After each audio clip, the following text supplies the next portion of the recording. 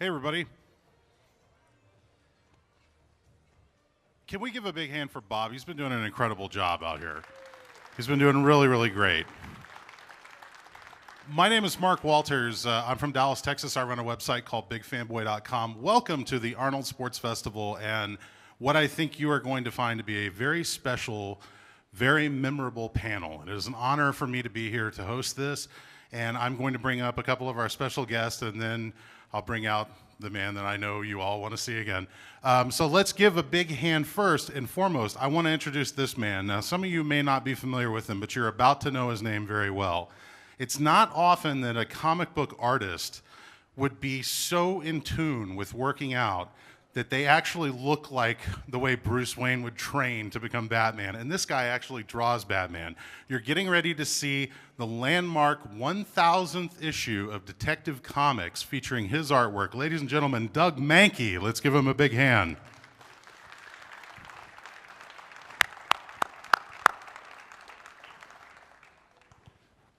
We're gonna have Doug sit right over here at the table. Yeah, we're gonna have you sit at the table, Doug, right there. And then joining Doug at the table, you know him, you love him, IFBB champion, Arnold Classic winner, Mr. Getting It Done. Ladies and gentlemen, Greene. Let's get him on up here.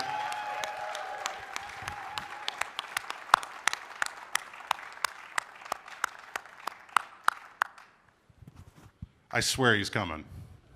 There he is. Greene, ladies and gentlemen. Pleasure.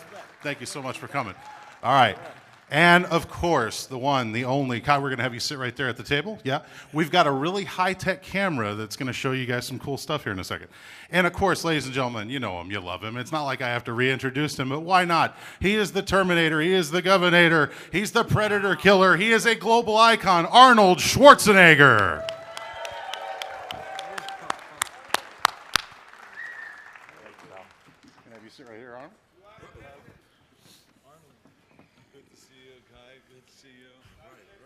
And Arnold, just to kind of play off of what you were saying a minute ago, I think we can officially dub this Arnold Con. Or perhaps Conan.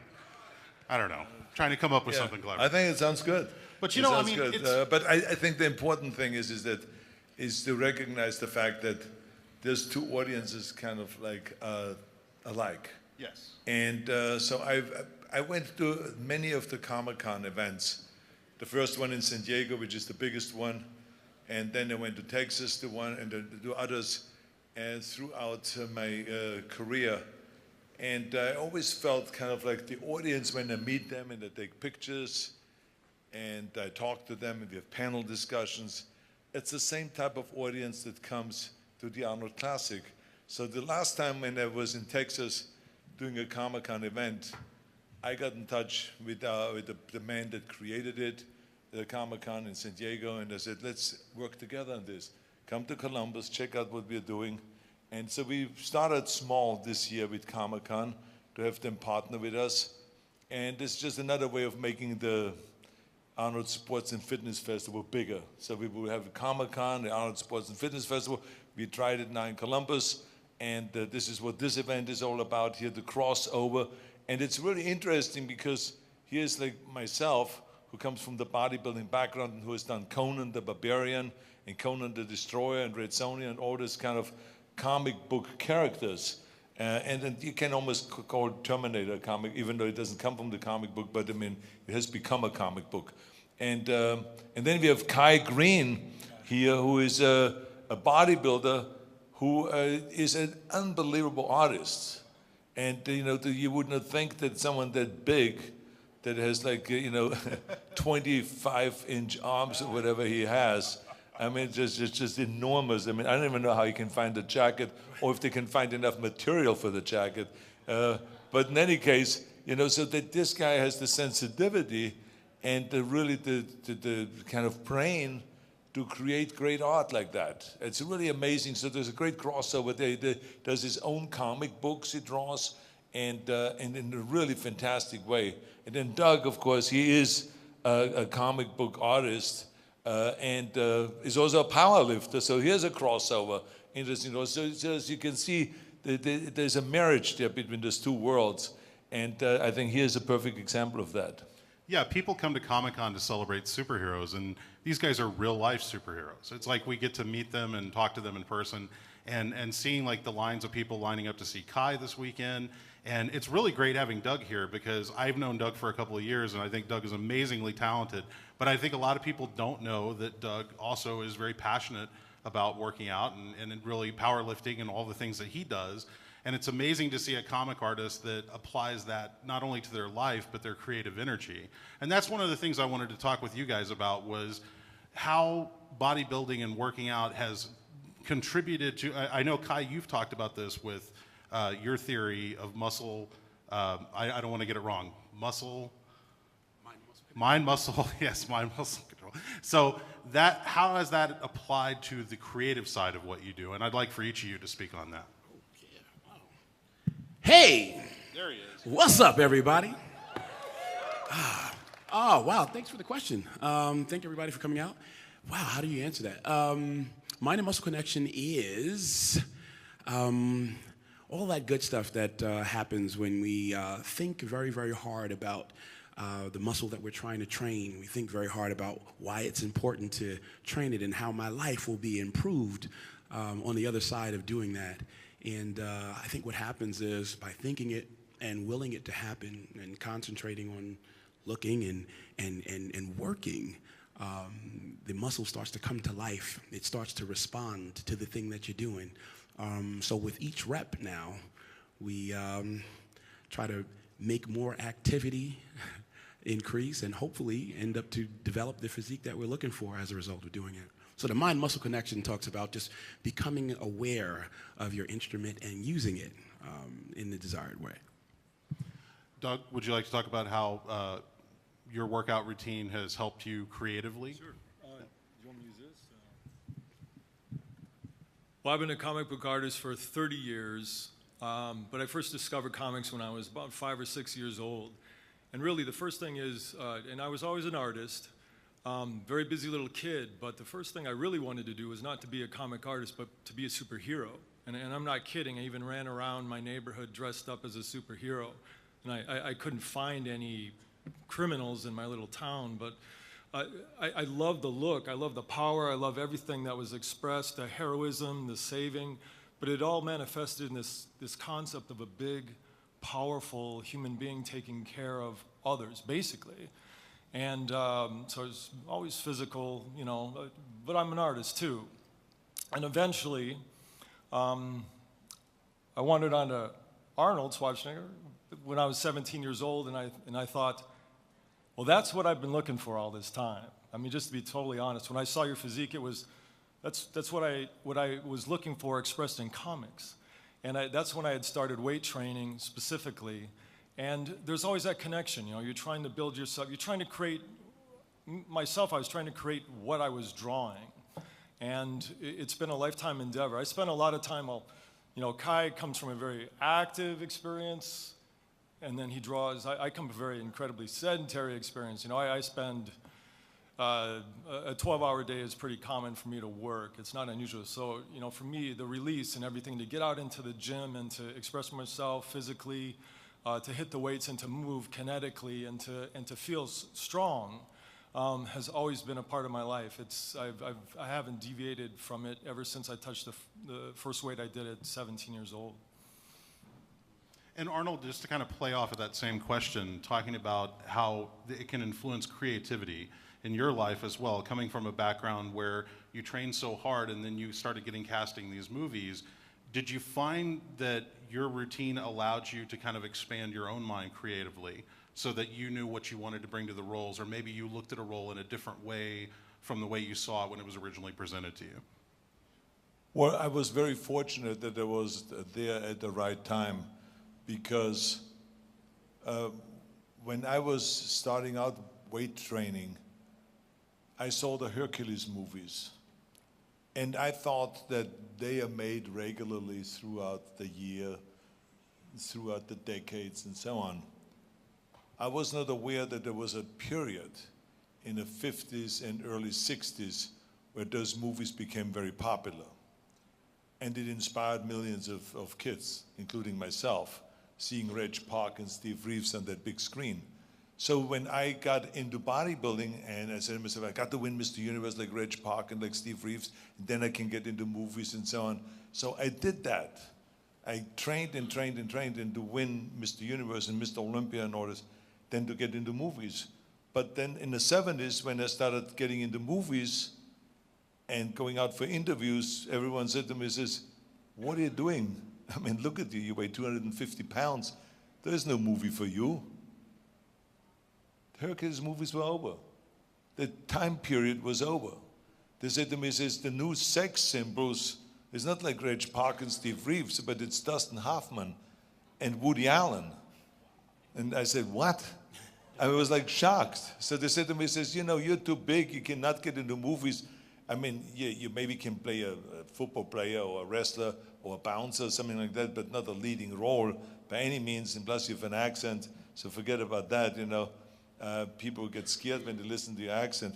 And so there was all of this negative stuff, and they thought that my name was not pronounceable and all this. So, but the fact was that I kept, you know, doing my bodybuilding, and then we did eventually Pumping Iron, and then Pumping Iron made Ed Pressman, the producer, famous producer, to look at Pumping Iron and said, oh wow, there's a personality that could actually play Conan. I'm going to buy the Conan rights.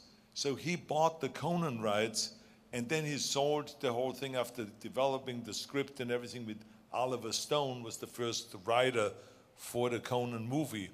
And he wrote, of course, a $70 million movie that was way, way too expensive. So then John Milius came in and toned it down, and that all took a few years. So by the time came 1979, they signed the deal with me, and it was then Dino De Laurentiis bought the project, Universal Studio bought the project from Ed Pressman, and so they all worked together, and they hired me to be Conan. So I got in there really reluctantly, in a way, because at that time they didn't do muscle movies. So this was the first one again, and so when it came out in 1982, it was #1 at the box office. So that's when they realized, well, wait a minute, maybe muscles are back in again. And so there was this huge turnaround in the acceptance of muscles. And then, you know, all the other stars started training, Sylvester Stallone and Van Damme, and all of those guys that were in martial arts or in boxing, but all started building their bodies, and they became kind of the new heroes throughout the 80s of all those action movies. So I was very fortunate to be there at the right time. I benefited from that. And of course, I was very happy when the whole Hollywood establishment said that you would never ever be a leading man with this body. That John Milius, after we did Conan the Barbarian, said to the press, if we wouldn't have had Arnold, we would have had to build one. And so that was kind of like my justification. I say, oh, finally, here's a guy that says, we needed this body, otherwise we couldn't have done this movie. And then, of course, later on, when I did Terminator, Jim Cameron said to the press, this movie wouldn't have worked if Arnold wouldn't have had this accent, because he actually talks like a machine. Kind of insulting, but I mean, nevertheless, it worked, and I was very happy, because that's another thing they said, you know, the agents and the managers and the studio executives, you would never ever be a leading man with this accent.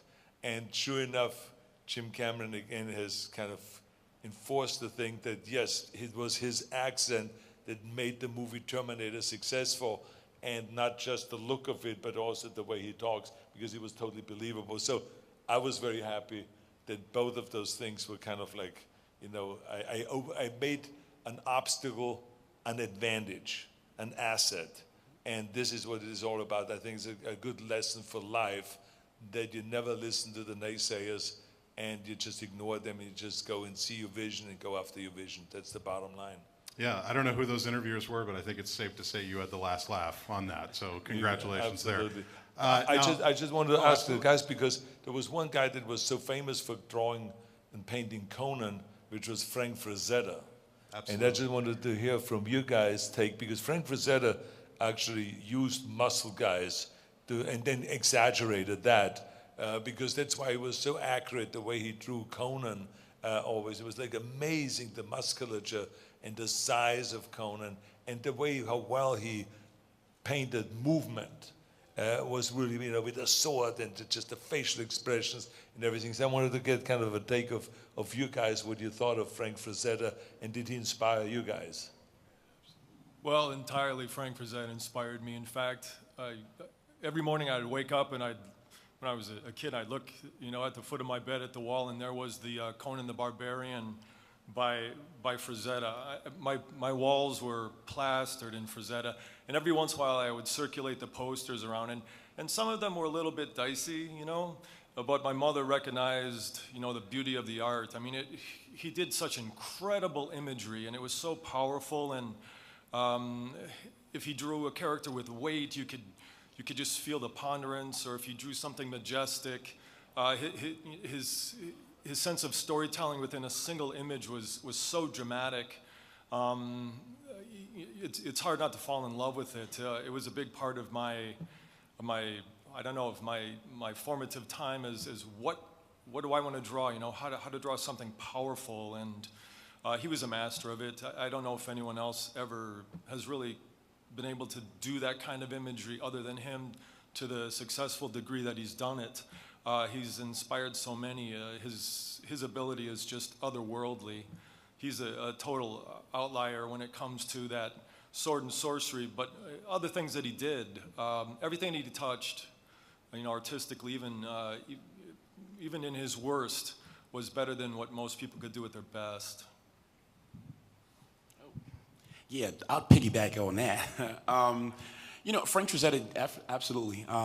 As a young man coming up, I'm a little younger than you, Arnold, just a little bit.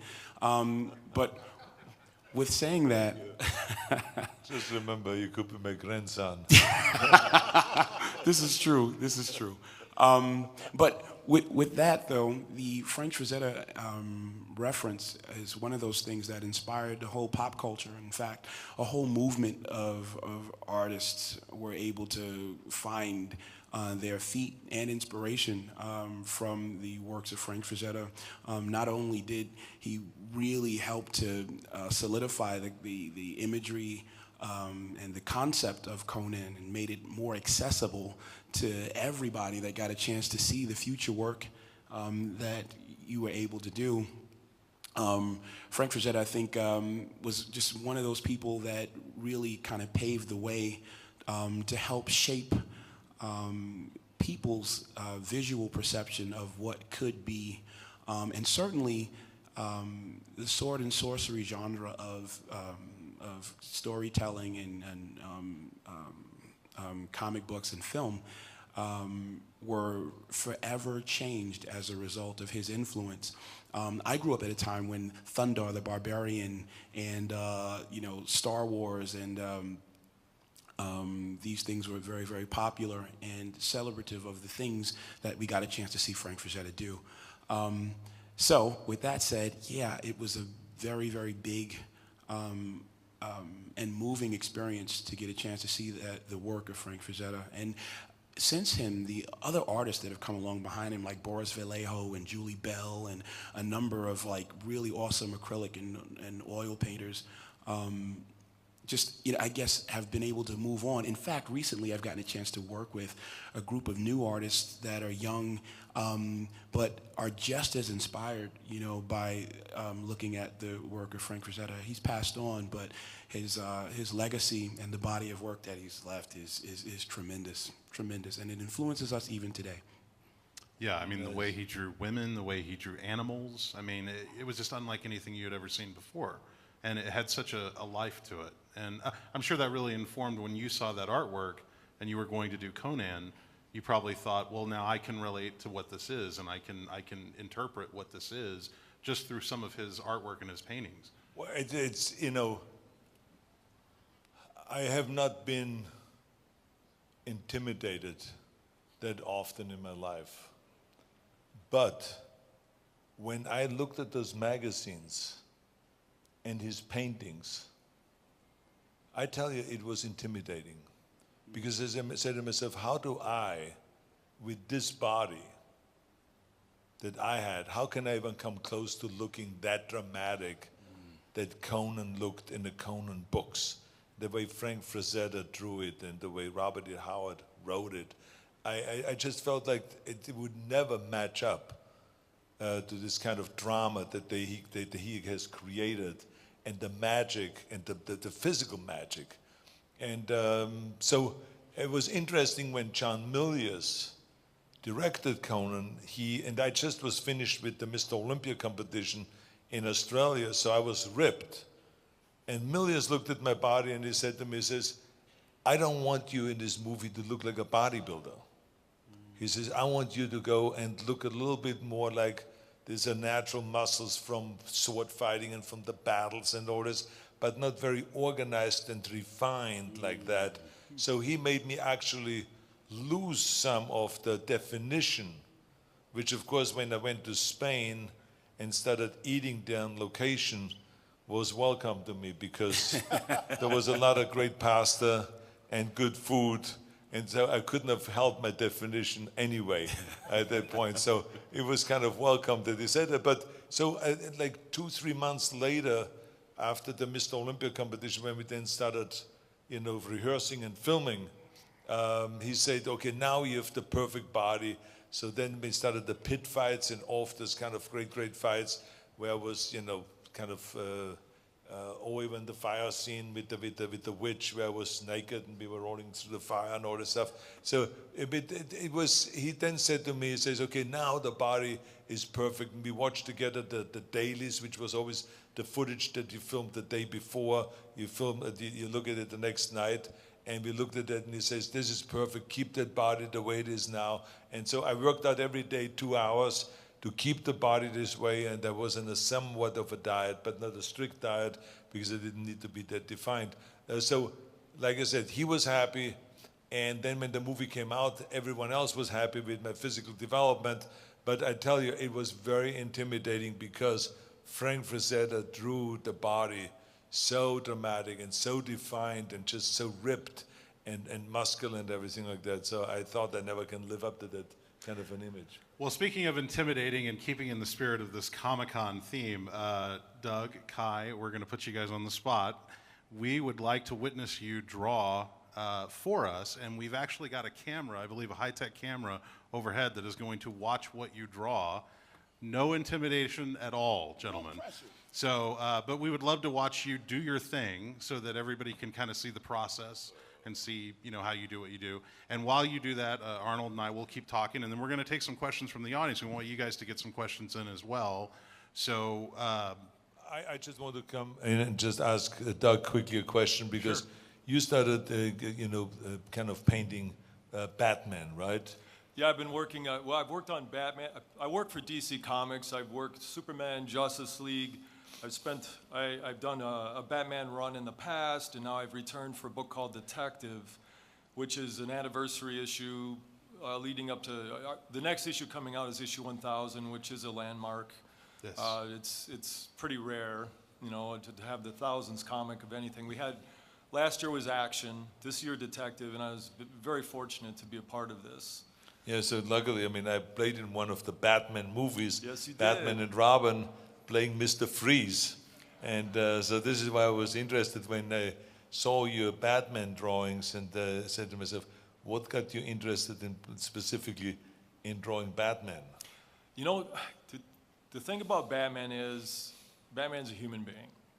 So everything that Batman is, Bruce Wayne is built into himself, through his willpower, through his effort, through his desire for justice and to protect Gotham.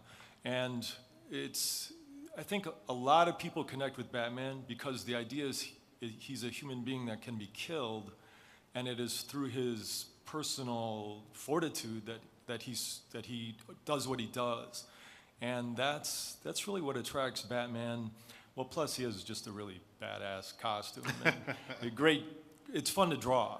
Honestly, it's really fun to draw. And I would say we've been told that one of the most identifiable emblems in the world is the Superman signal. And Superman deserves it. I spent years working on Superman. but I know that the people are very much behind Batman. And I meet people, you know, all over the world who are dyed-in-the-wool Batman fans, and they make their presence very well known. And it also is obviously played out, and when it comes to Warner Brothers and their success with their films, Batman is the one. You know, it's the people's choice. Yeah, and we should note that the issue Doug is referring to, issue 1000, comes out in 3 weeks. It's I think March so. 27th. Yeah, I think we got an extra weekend. I've been working tirelessly. I've been a slave to my desk. 3 hours a night. I will sleep very little, work way too much. And this is literally like coming here to compete in the Olympic lifting meet that I did last night as the oldest person in the B session of the 102s. I felt every bit of the long-term work, and I went, and because I was so excited to be here and the adrenaline and being on the platform, I did really well. I was very pleased. Great opportunity. I'm so glad this has been here. This is fantastic, by the way. Yeah, absolutely. Well, it's great to have you here, Doug. It's really fantastic. I just have, before you start drawing, I just want to ask Kai one question quickly, because you're an artist and a bodybuilder. And I always felt like when I was kind of sculpting my body, that it was kind of like being an artist, because you have to have the same sense of kind of artistry and proportions and symmetry. And you know, you have to have a clear vision of what that body should look like as the finished product. In order, it's kind of like an artist, except using, you know, kind of like clay and your hands. You use or a chisel, you know, and marble or something like that, and a hammer. You use basically, you know, dumbbells, barbells, machines in order to sculpt your body. How did you feel about it? How much did you think of you creating your body was kind of like us being an artist? Oh, man. I think you are exactly right. I think the first time we all got a chance to hear you talk about this was in the original Pumping Iron. You talked about, you know, like Michelangelo with clay and sculpting, and how a masterful bodybuilder would think of himself as a sculptor. You know, and you said he would, you know, take clay and slap them on, as a bodybuilder would turn around and build his delts up, you know, to have a visual appearance laterally on this physique. Yeah, I feel like the artistic mind is something that a artist, a competitive bodybuilder, just have in common. You have to have it. I think the artistic mind, every time I've ever thought about drawing, or every time I've thought about training, I think the presence of that artistic mind is seeking expression. And I think that whether we call it, you know, competitive bodybuilding and aspire to take it to a level of professional ranks or not, or whether you just pick up a pencil or a pen, or I think everywhere you choose to look, I'm able to find, when I do, the presence of the artistic mind being expressed. I think it was because of that presence, because of that artistic mind, I was able to really get that concept that you talked about in the original Pumping Iron. I think that every aspiring bodybuilding athlete, and athlete in general, that's able to think about the craft or their competitive experience as a craft and see themselves as a craftsman, have to pay homage or reference the presence of that artistic mind. I think it's in everything that we do. And so to answer your question, as an artist, I began to draw before I learned my ABCs, and I don't think that it was a credit to anything else but the presence of that artistic mind seeking expression. And with that, I think people were able to identify early in my life, hey man, you know what, you got a penchant for that artistic stuff. I think I see it in my posing. I see it in the ability to be able to think about balance and symmetry. I think that everything that we believe we understand about looking at a physique and identifying first and second, muscularity versus symmetry, and being able to put it all together and identify a winner at a physique show is really based on our awareness of that artistic mind seeking expression. That's great. All right, let's see you guys draw. Do you guys need anything? Has everybody got what they need? All right. Okay. God, don't be nervous, guys. We're all friends here. Everybody loves you. So, now I think this is going to be great, and this really is going to kind of, like you said, Arnold, the crossover of kind of the Comic-Con mentality. I think we're seeing that take place live here on stage. This is really fantastic. Yeah, plus, I mean, this camera that is overhead and films you guys, it's going to go out to millions of people, so just be nervous, don't relax. We want to take some audience questions, but before I get to that, I want to ask you one last question, Arnold. So Marvel Comics just recently got the rights back to Conan, and now they're putting out new Conan comic books.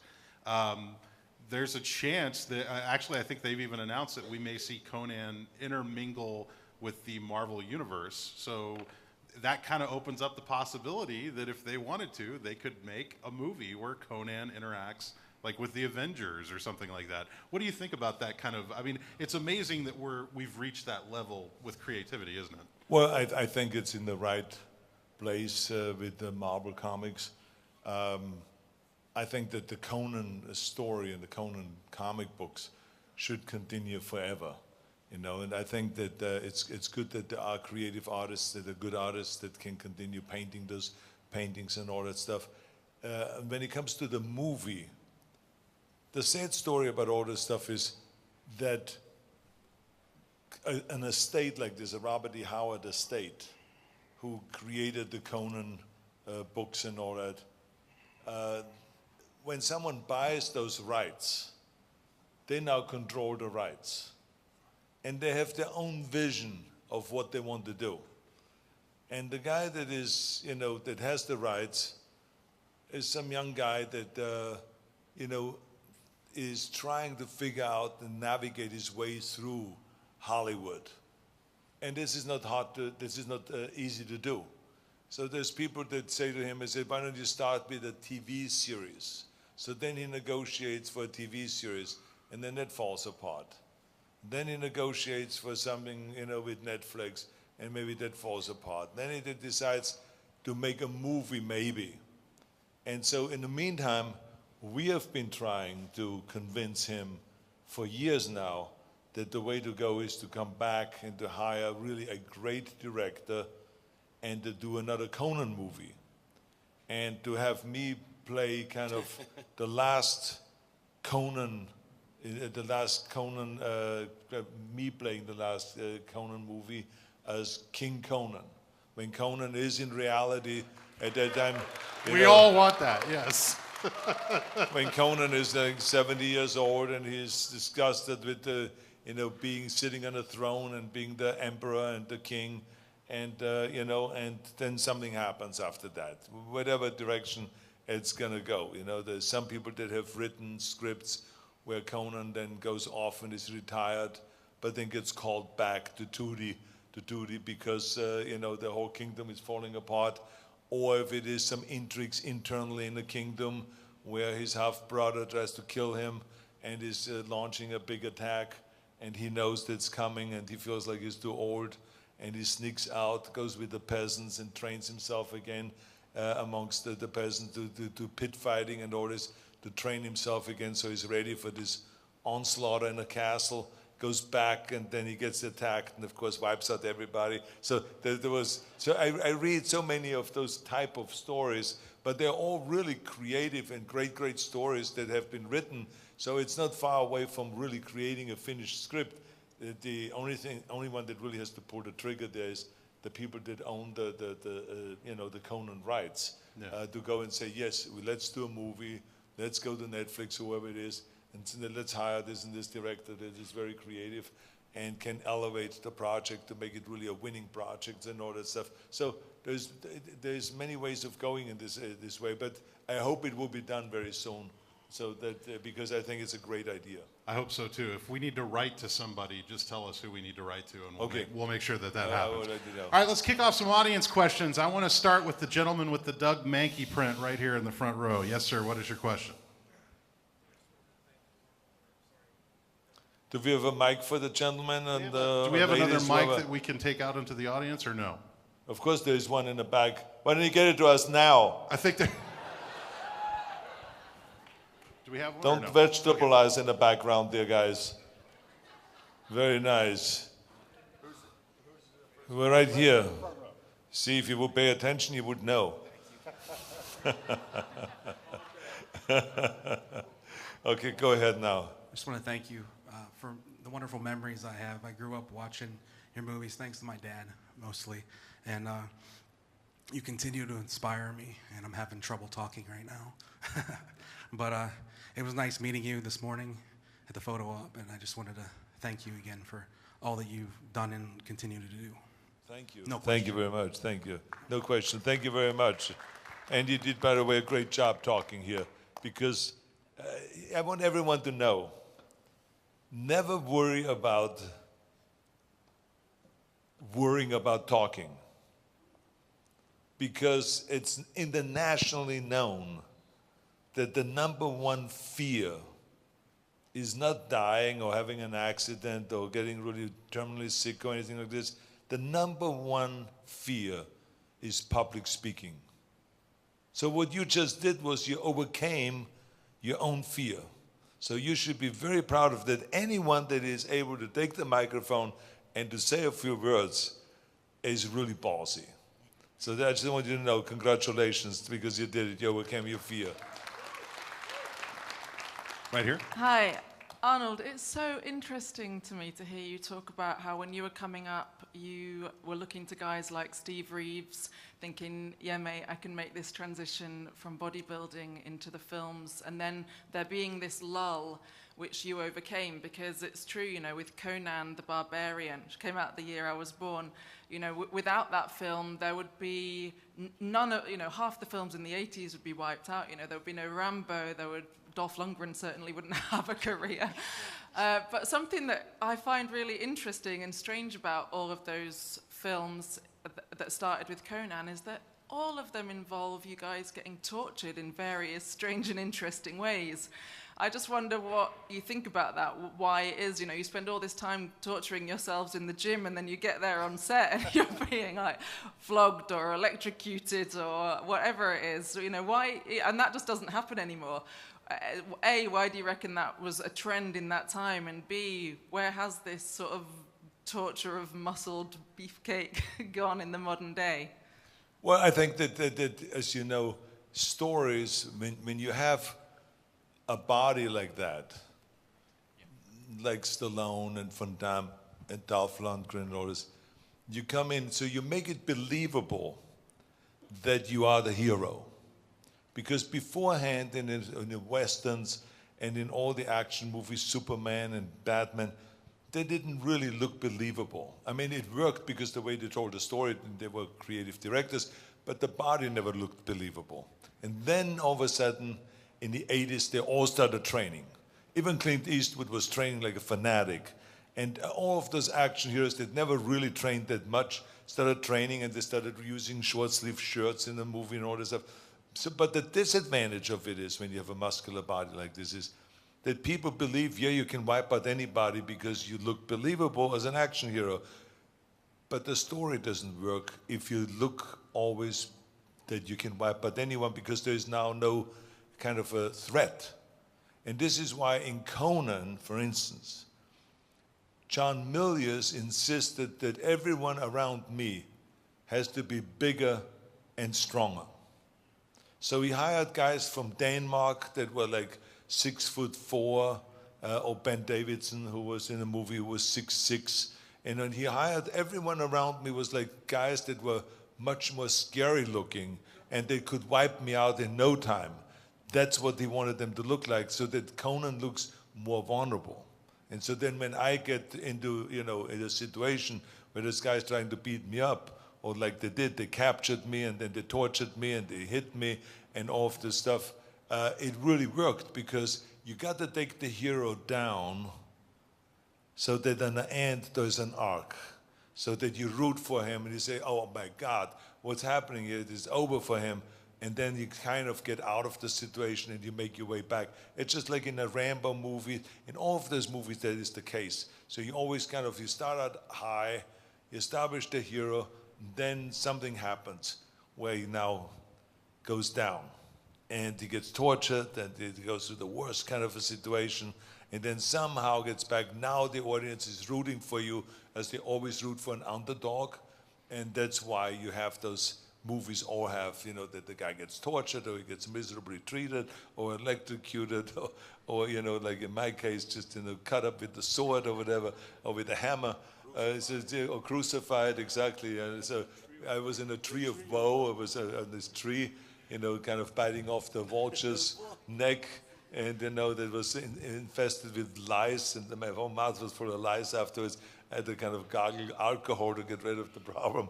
So, but I mean, it was like all of those kind of things. But that's part of the story. That's what makes it. All right? We're going to go right here, and then we're going to come over here. It is, and also, if you guys have questions for Doug or Kai, you can ask those as well. So let's go right here, sir. It's my honor to be here to experience this with you. I try to don't get emotional because then I can talk. My dream, soon I come to this country, one of the things I wanted is to meet you one day.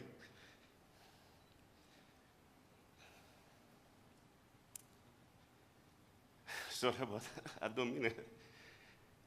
It's mean a lot to me. I started working out the time I was 13 years old in the gym. I remember how your poster. Where are you from? I'm from the island, from the island of Crete. From a Greek island. For the Greek island, the island of Crete of Heraklion. Crete. The gym, it was that time we meet the men in the poster who have the big spirit to influence the whole world. I think your legend will stay for very many generations, and I think you distribute the most people in the lifetime. For the people who appreciate what you give them, many people maybe they don't understand these days, they think it's movies or something else, but the biggest thing I think you give the world is the right mind to stand, to create. The old Greeks say, your body is making your healthy mind. My lifestyle was bodybuilding. I don't do it for money. I was inspired. You was my idol. I was the first one in my hometown who bring 3 gyms to the hometown, and my nickname was your last name. I don't think I even look close to you. And anyway, because I did it for sport, but I think my mind built out of what I did through help my career. Otherwise, right. And I don't want to take a lot of your time. Do you still have the 3 gyms? It's still, and I think it's growing now. It's more people, they influence over there. Right. I've been living here 30 years, and finally, I don't think I dreaming or reality. And I want to shake your hand after the show, if I can. I want to ask you one question, who I think to me is very important. For all the people who working out, they go to the gym. The goal is to build themselves to be better people. I think that will help them. That's the main stone. That's the main goal. No money, no anything else. They will win that with them. That's my experience. Why you ask them what you can say a regular, typical person he have to consume every day for food, to drink, to stay healthy, and working out? It's a good question. For just a regular person, what would you recommend that they consume on a daily basis and then work out for a regular person? Well, first of all, I don't even know what the definition of regular means. You know, what is regular? Somebody, but I mean, there's people in here that you know, bench pressing 500 pounds, and they consider themselves as regular people. So I mean, I don't know what that means. But in general, let me just say, it depends on what your age is. So if you're, for instance, 20 or 25 years old, you get away with much more than when you're 60 years old. And so I would say if you are like the first half of your life, you get away with more than the second half of your life. I would say that you should watch much more what you eat. I would be then much more vegan later on in life. I would eat less meat and less chicken and less ground beef and all of those kind of things, and more green-based food. vegetable-based food because it's healthier for your arteries, it's healthier for your body, and you don't need all the meat. So many bodybuilders come up to me when they're in the 50s and they say, you know, I just found out I had gout in my feet. And, you know, gout comes from uric acid. It comes from too much meat. And a lot of people have these problems, but you can get rid of it by just getting more vegetable-based food. And so Jim Cameron, the director of Avatar and Terminator and Titanic and all those things, he got me into the vegetable-based foods. He gave me for a Christmas gift one year a chef from Texas to come over to my house and to teach my chef at the home and everyone in the house how to cook vegan. And it was the most unbelievable thing, unbelievable gift. First I thought it was kind of silly, but then when the guy came over and he taught everyone how to cook, it was fantastic. And now I eat most of the time, I would say 80% of the time, vegan food or vegetarian food. And then the other 20% I eat still meats. Like here, for instance, yesterday I had a great Wiener Schnitzel, which is a breaded veal, and I enjoyed it thoroughly. So I'm not a fanatic like Jim Cameron is, but I do eat most of the time now, you know, kind of vegan food, and it's much healthier. So I would recommend that. But in the first part of your life, man, we ate steaks, we ate 20 eggs a day, and all this kind of stuff. But we got away with it because my cholesterol level was always like 130. 135 the most, maybe went to 140, but not more than that. And even though I ate steaks and I ate 20 eggs a day and crazy foods all the time, hamburger patties and whatever else. So when you're 20, you get away with a lot, but later on you don't. At your age, I would say eat more. I don't even know how old you are. You could be 40 or whatever you look like. But I mean, I would just go more with vegetable-based foods. All right, great advice. Okay, we're going to go there, and then we're coming there, so right back there. Hi, I first just want to make a comment to Kai. I'd like to say that I've been following your career for years. I'm over here. Yeah, I see you. Yeah, I did, Kai. Right here. Been Yeah, following stand your up. career for years. Myself and many like me, we all believe you're the champ, you're the best in the world. You are the thickest, the most cut. You're amazing, and thank you for doing what you do. And then I have a question for Arnold.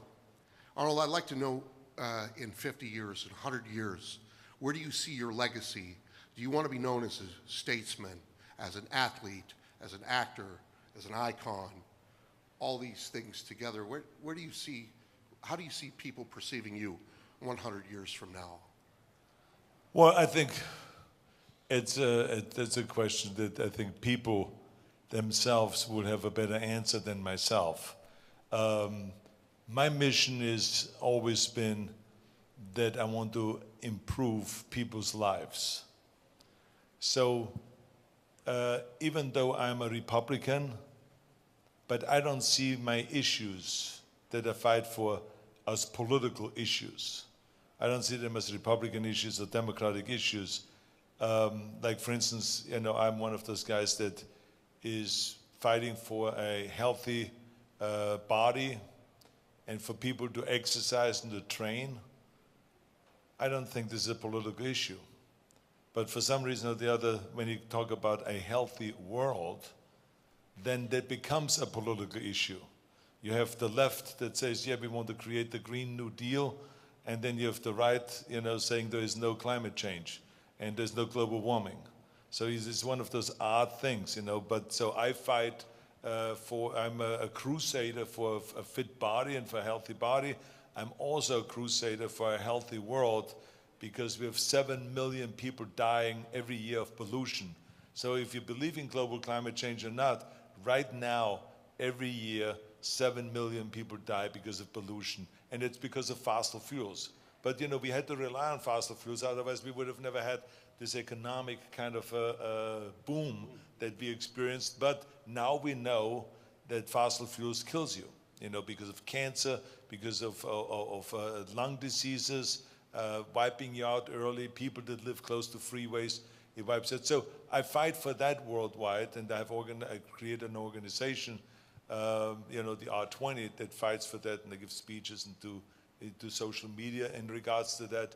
and to kind of push that agenda along to get us off fossil fuels. So that's another thing that I'm doing. I fight for children, for instance, that if it's after-school programs, for instance. I started 25 years ago with after-school programs in Los Angeles before I ever thought about running for governor. And now they are nationwide, and we are providing after-school programs in California alone for an additional 1.6 million kids through our initiative, Proposition 49, where we raised $500 million on public money. And then we're doing that nationwide to provide after-school programs, because so many kids come from homes where both of the parents are working, so there's no one at home in the afternoon to help kids with homework assistance and with tutoring and with sports and fitness programs and arts programs and all that.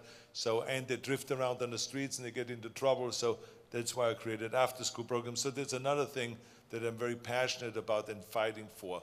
Or redistricting reform, because it's the absurd thing in America is that for 200 years, politicians have fixed how they drew the district lines. And this is how Republicans lock themselves into Republican districts and Democrats lock themselves into Democratic districts, and no one can challenge them. So this is why you have 14% approval rating for Congress right now, but 98% get reelected. Why is that? Because it's a fixed system. So I see that there's nothing to do with Republican or Democrat at all. There's some states where the Democrats fix it more than Republicans, and there's other states where Republicans fix it more than Democrats. But it's so weird. Take it all the way to the Supreme Court and let the Supreme Court make the decision to redraw the district lines, or to have states, like we did in California, have independent redistricting commissions that are ordinary folks that are experts in drawing maps, and they draw the district lines, and we took the power away from the politicians. So those are the different issues that I'm fighting for, because I think it's wrong for us to have a fixed political system. We have a great, great country, but we can do better, and this is why in Washington you wonder, why is it that if it doesn't matter if the Democrats are in control or Republicans are in control, they can't get immigration reform done. They can't pay down the debt that we have. Now we have $22 trillion debt. No one is attempting to rebuild our infrastructure in this country, or to do true healthcare reform where everyone is insured, but without really making it impossible to pay for like it is right now. So I mean, it's just so many issues that do not get addressed because it's a fixed system and politicians don't really have to perform because no one can unseat them. So that's why you have 14% approval rating for those guys, 98% get reelected. So I fight for those things. So I don't know in the end, when my time is over, what is it that people are going to celebrate of my work? Is it the bodybuilding and fitness? Is it the redistricting reform, which we have a great momentum now, and we have now, 1/3 of all the districts are now drawn by independent commissions already in America since we started this fight, or is it going to be the environmental crusade? I leave this up to the people. I don't care. To me, what is important is I want to go to my grave and say that I did everything in my power to make life better for the people around the world. I don't see one country as evil and another country as good. I look at everyone. This is what we do in bodybuilding and in fitness. Everyone is always equal. It doesn't matter what country you come from. You are hailed and you can be a hero. Okay?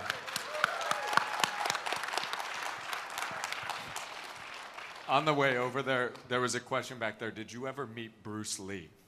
I never met Bruce Lee, no. I did not. But I mean, I would have liked to meet him because he was a great showman. He was an extraordinary athlete, and he was one of the great first movie stars that really knew how to use movies to explode on the screen and to show his personality and his acting talent and his fighting skills and all of that stuff. He was explosive. There will only be one Bruce Lee, obviously. He was unique as much as there will only be one Steve Reeves. There will only be one Elvis Presley. There's one of those, it's a very rare kind of a human being that came on the screen and was really fantastic. I would say there will only be one Arnold Schwarzenegger. I mean, hopefully we can all agree on that. We're going to go to this one. Can you guys all see? Is everybody able to see the sketching? Because we can't see it from up here. Are you guys able to see it? Okay, I just want to make sure you are able to see it. I can see it. It's wild. So I think we Kai, got how do time you for do just it? we got time for just a couple more. Let's go to this gentleman right here, and then we'll try to get through as many as we can. Guys, try to keep it really short so we can go through as many as we can. Definitely. Hey, Arnold, my name is Shahi Sabzavari. I went to arnoldfans.com. I just want to say you look fantastic. And how important is staying in great shape to your role in the new Terminator franchise? And what more can you say about your new role in the new Terminator 6? Well, I'm reluctant to say anything about Terminator 6 other than we successfully completed the filming of it in Budapest. And I was filming there for 3 months, and I had a wonderful time. It's a fantastic city to shoot with great tax credits. 36% you get back of every dollar that you spend over there. The director, Tim Miller, was very, very talented. I could see why his movie Deadpool did make so much money and why it was so successful, because he's very organized. He's an expert with visual effects and special effects, and with stunts. He felt very comfortable directing all the actors, the young and older ones. And it was a pleasure to work with, and it was an interesting kind of a film to do, with the dynamic between him and Jim Cameron producing. So Jim Cameron is right now directing, as you know, Avatar.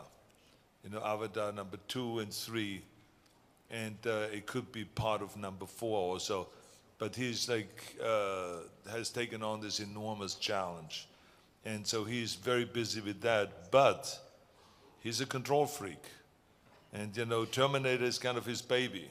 So he does get involved in the filming of the film. And so there were sometimes interesting discussions about, you know, which direction to go with a certain scene, or how the dialogue should finish, and what the certain look should be of an individual in a movie and all that stuff. So it was a collaboration between the director, Tim Miller, and between Jim Cameron. But Jim Cameron did stay out of it most of the time, I have to say. But when he did have time, he did not. He stayed in. So, but I mean, you know, he's a very, very talented guy, as you know. So I felt I was in good hands with both of them. And then, you know, David Allison was the producer. He's, of course, a very young and ambitious guy that can raise the money for the movie, which is important, because the movie, nevertheless, was, you know, I don't know what the budget really was, but it was somewhere between $160 million and $200 million. I couldn't tell you because the movie is not finished yet. It's still being worked on. Visual effects are being done now. I've seen 15 minutes of it and it looked great. I was very excited about that. But so that's all I really can tell you, because if I say more about it, then the studio goes usually crazy, and they call me and they say, why did you give this away? We wanted to announce this on March 31st about some bogus thing, you know. They're also smart in the studios, you know. They really know it all. But so anyways, I let them make those decisions how to sell it. Absolutely, my pleasure. Okay, back here. I just want to thank you, Arnold, for everything you've done, for the inspiration you've given me. Stop, Matt. But what I really want to get into is thank you so much for the finest memories of me growing up, watching your movies, watching you work out. They're the greatest things I have with my papa, but my real question is for Kai. Now, those memories that I got with my grandfather, so when I reproduce, when are you going to start being in some action hero movies so we can start watching you? Yeah. That's what I want. Yeah. Wow. I really appreciate you taking the time to even pose that question or even formulate that thought. You know, thoughts become things. They really, really do. I'm a true believer. And behind the scenes, I believe that I am working. We are in the process of working. And I'd like to be able to answer that question more substantively very, very, very soon. We got a chance to do some work with Stranger Things. We've got a lot of questions about that. We're really excited to be able to make some interesting announcements about the coming season. But just like Arnold said, I can't speak too soon. because I don't want anybody calling me with hate mail anytime soon. But we're excited about that, and it's the best thing I can offer in a way of answering the question that you just asked me. One of the things that are so important when we talk about the legacy of a man, and I heard this question asked to Arnold Schwarzenegger a little bit earlier, we are all here. We're joined tonight or this morning or this afternoon under the same common ground, being the idea that we've all been influenced and inspired in some way, affected by the work of this man. You know, I'm standing here on a platform that has been developed, you know, as an opportunity that was presented to me by this man. I think if we were to have to answer the question of how will this man's legacy be perceived going forward, I think it's too numerable to tell. It's too numerable to say. We all have been influenced in so many ways. He's touched all of our lives. And yeah, man, I would like to see myself in a movie, a few movies. I'd love to be an action hero. One day, real soon, hopefully, we'll see. Thanks. All right, guys. Well, I hate to do it, but we're actually going to have to wrap this up. But can we get a quick look on the monitors at these pieces so that we can see how they're going? How are you doing, Kai? Are you not done yet? Do you need a little more time? Well, I'm as done as I'm going to be right now. I guess. But can you guys see on the monitors? Can everybody see what we've got done here? The monitors, there's one right there. We just can't see them. The back's to us, and there's one right over there. Where are you looking to see? Where do they see? Where the Wait, where are you? Oh, it's right here. Sorry, right here. Okay. Yeah, there we go. Okay. So what do you guys think? Pretty cool, huh? Comic-Con, Arnold Con. This could be the start of something beautiful. I think it really could. So, Arnold, thank you so much for being here. Kai Greene, ladies and gentlemen, Doug Mahnke, let's give them a big hand. You can meet them in section A of the show. And let's give a huge hand to the one and only Arnold Schwarzenegger. Thank you, Doug. Thank you. Thank you so much for doing such a great job. Thank you. Okay, see you all. Have a good time. I'm Mark Walters. Hey, nice. Thank you very much. Thank you. Be good.